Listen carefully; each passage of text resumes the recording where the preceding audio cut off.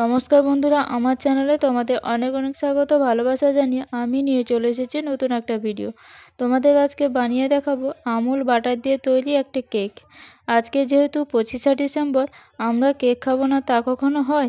তার জন্য আমি আমুল বাটার দিয়ে তৈরি একটি কেক বানিয়ে দেখাবো। তোমরা পুরো ভিডিওটা আমার সঙ্গে দেখতে থাকো। তো আমুল বাটার কেক বানানোর জন্য এখানে লাগবে হচ্ছে আমুল বাটার আর 1 কাপ মতো চিনি। আমুল বাটারটা আমি ভালোভাবে এইভাবে বাটিতে দিয়ে একটি যন্ত্রের সাহায্যে এইভাবে ঘুরিয়ে নেব, যাতে করে যে ডেলাটা পাকিয়েছিল সেটা ভালোভাবে যাতে ভেঙে যায়। এরপর 1 কাপ মতো চিনি দিয়ে এইভাবে ডেলাটার সঙ্গে আমি ভালোভাবে এই যন্ত্রের সাহায্যে মিশিয়ে নেব সুন্দর করে। বার 3 মতো এইভাবে ঘোরাতে হবে, তাহলে দেখবে ডেলাটা সুন্দরভাবে চিনির সঙ্গে মিশে গেছে।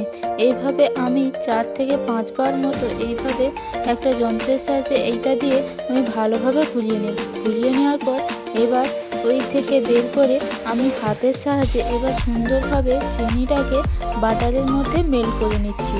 তোমরা চাইলে এটা চিনিটাকে গুঁড়ো করেও মেশাতে পারো, কিন্তু আমুল বাটারটা তোমরা গলাবে না, গলিয়ে দিলে তাহলে ভালোভাবে হবে না। এইভাবে আমি হাতের সাহায্যে দেখো ভালোভাবে আমি চিনিটাকে বাটারের মধ্যে মেল্ট করে নিয়েছি। এবার একটা ডিম এর মধ্যে দিয়ে দেবো। 1 কাপ চিনির মধ্যে ছোটো কাপের 1 সাইজের চিনি দিলে একটা মাত্র ডিম তোমরা দেবে এর মধ্যে। দেখো সুন্দরভাবে গলেও গেছে আর ডিম আর চিনিটা ভালোভাবে মেল্ট হয়ে গেছে। এরপর আমি 1 কাপ মতো ময়দা এর মধ্যে মেশাবো। যতটা পরিমাণ চিনি লাগবে ততটা পরিমাণ ময়দা দেবে। এরপর ময়দাটা দিয়ে হাতের সাহায্যে এইভাবে 8 থেকে 10 বার মতো ভালোভাবে আমি ঘুরিয়ে নেব, যাতে ময়দাটা সুন্দরভাবে মিশে যায়। এইভাবে বার 3 মতো ঘুরে নিয়ে তাহলে ময়দাটা সুন্দরভাবে মিশে যাবে। এবার ময়দা যখন তোমরা মেশাবে তখন কিন্তু ভালোভাবে ময়দাটা চেলে নেবে। এরপর আমি এর মধ্যে দিয়ে দেবো হচ্ছে বেকিং পাউডার, তারপর দিয়ে দিচ্ছি হচ্ছে ভ্যানিলা এসেন্স। ভ্যানিলা এসেন্সটা দিলাম শুধুমাত্র ডিমের গন্ধটা কাটানোর জন্য। এরপর দিয়ে দেবো পরিমাণ মতো বা 1 চামচ মতো ঘি। তারপর দিয়ে দিচ্ছি খুবই অল্প পরিমাণ সামান্য পরিমাণ রং, ইয়েলো ফুড কালার, সেটা আমি অল্প দিয়ে এইভাবে হাতের সাহায্যে ঘুরিয়ে নেব, যাতে করে সবটা পরিমাণ ভালোভাবে মিশে যায়। সুন্দরভাবে এইভাবে হাতের সাহায্যে তোমাদের ফেটাতে হবে। হাতের সাহায্যে সুন্দর করে ফেটিয়ে নিলে বেশ সুন্দর হবে। এরপর আমি এর মধ্যে দিয়ে দেবো হচ্ছে কাজু বাদাম আর কিশমিশ। সুন্দর করে এইভাবে দিয়ে আবারও আমি ভালোভাবে এটা সুন্দর করে মিশিয়ে নেব।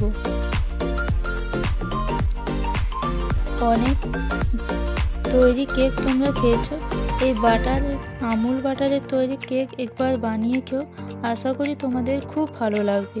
তো এই দেখো ভালোভাবে ড্রাই ফ্রুটসগুলো আমি মিশিয়ে নেওয়ার পর একটা অ্যালুমিনিয়াম বাটি নিয়ে ওর মধ্যে একটা কাগজ দিয়ে তারপর একটু সাদা তেল লাগিয়ে তারপর আমি এইখানে কেকের বাটারটা দিয়ে দিচ্ছি।